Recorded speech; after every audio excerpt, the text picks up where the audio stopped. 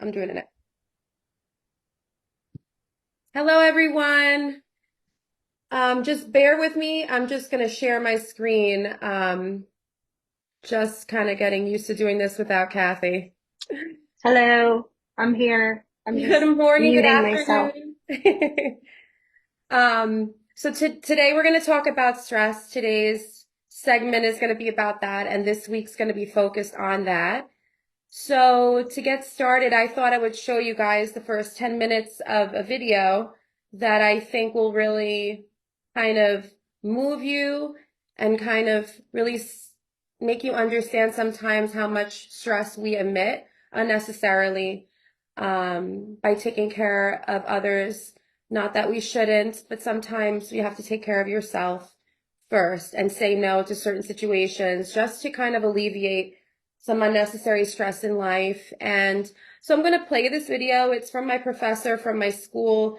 I did a trauma therapy course and he's amazing. I'm going to just play the first, I think it's 9 minutes, and then we will continue. All right. So I'm going to share my screen and bear with my child in the background because I can already hear him rearranging the dining room. Okay, so I'm in screen share now. Let's pop over to YouTube. And the name of the book that he wrote that he's talking about here, you guys can see the YouTube? Kathy, Ari, can you see it? Hold on, let me see. I just want to make sure that it's on the. Yes, I see it. So I'm going to start. Can you hear me, guys? Because I don't know if Now you I can hear can. me. Yes, now I can. So I'm going to play it and then I'm going to stop it at in 10 minutes because the first 10 Okay. minutes are the best.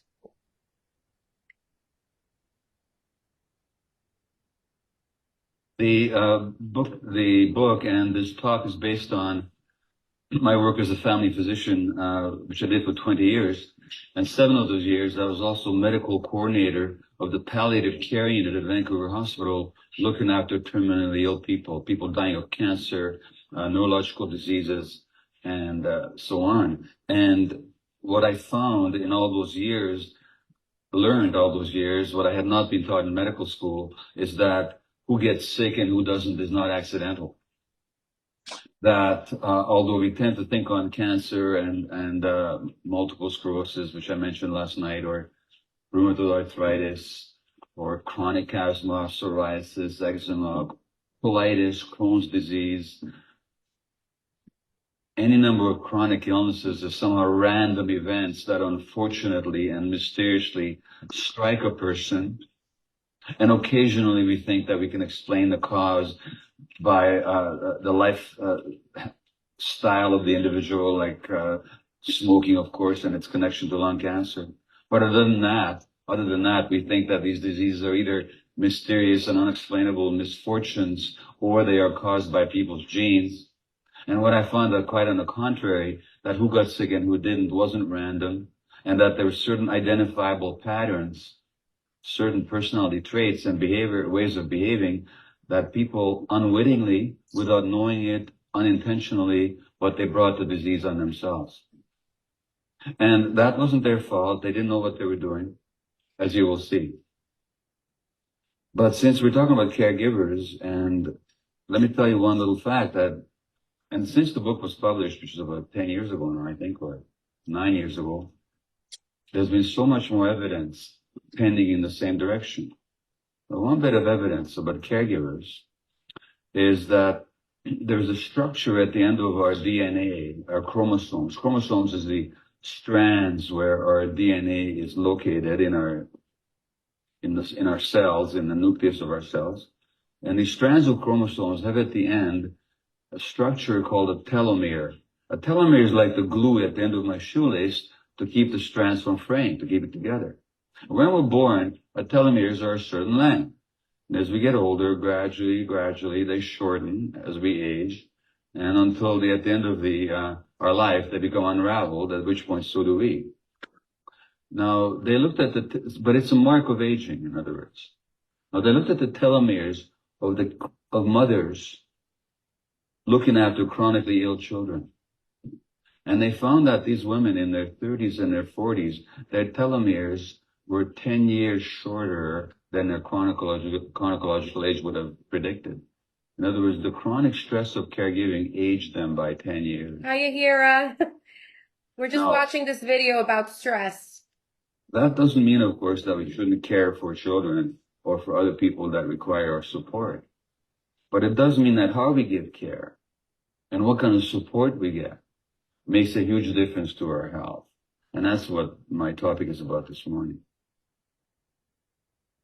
So I said that there were certain patterns of being and behavior and psychological relating that are associated with chronic illness. And again, when I say chronic illness, I mean everything, virtually everything. What these patterns were that I saw, I'll identify, or at least I'll illustrate for you by means of newspaper clippings that I'll read for you.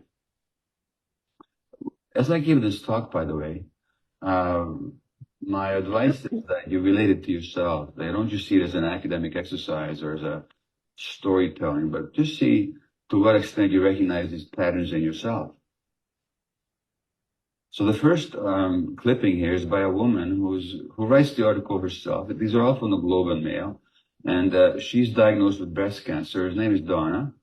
So she's diagnosed with breast cancer. And her doctor's name is Harold. Her husband's name is Hai. And Donna is the second wife.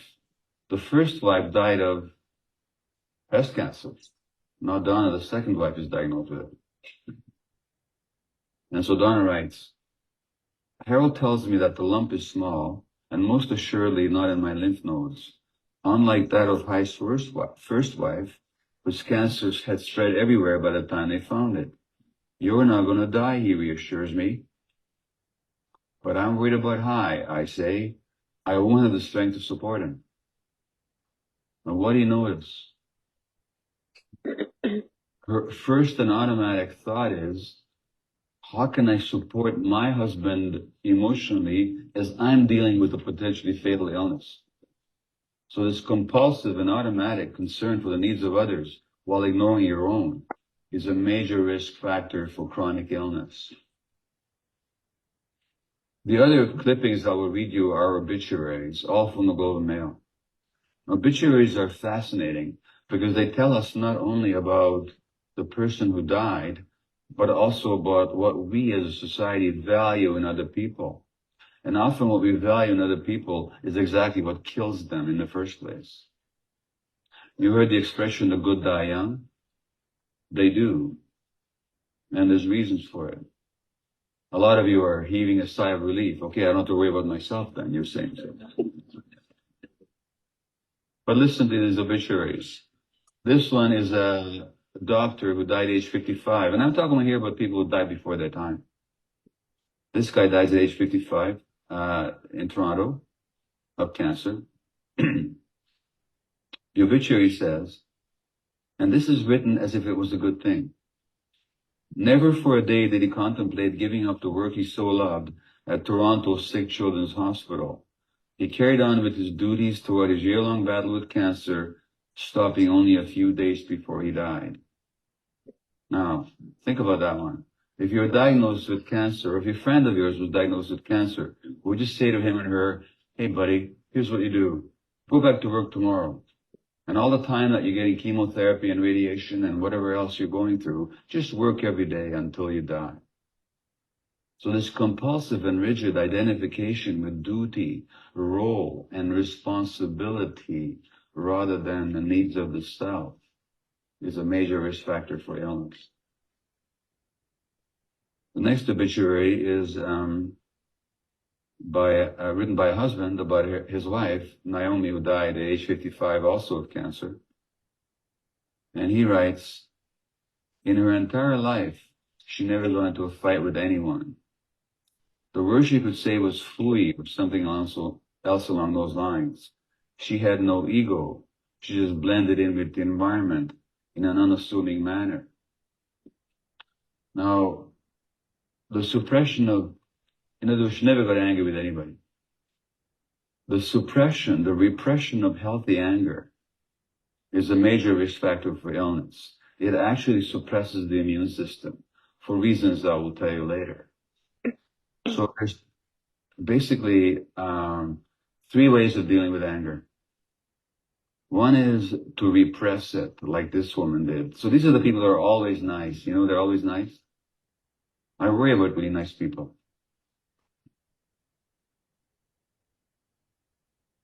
The other way is to give in to it and to act it out, to go into rages. That's also unhealthy.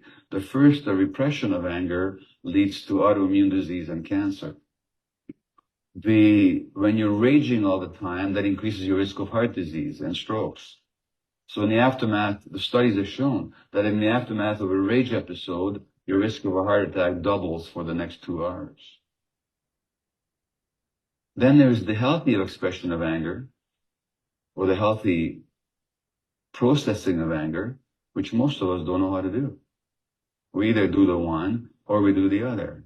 I'll talk to you about healthy anger later. But how do we deal with anger has a crucial effect on our health. And this guy writes, she had no ego. She just blended in with the environment in an unassuming manner. This is supposed to be a good thing.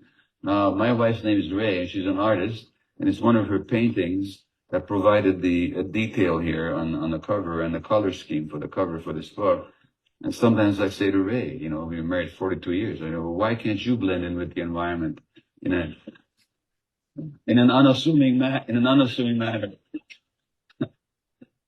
But Ray has done her psychological work, and she's read my book, and she's also seen the studies. There was a study just 4 or 5 years ago presented at a major medical conference that looked at 1,700 women over a 10-year period. Out of these women, those who were unhappily married and suppressed their feelings were 4 times as likely to die as those who were also unhappily married but expressed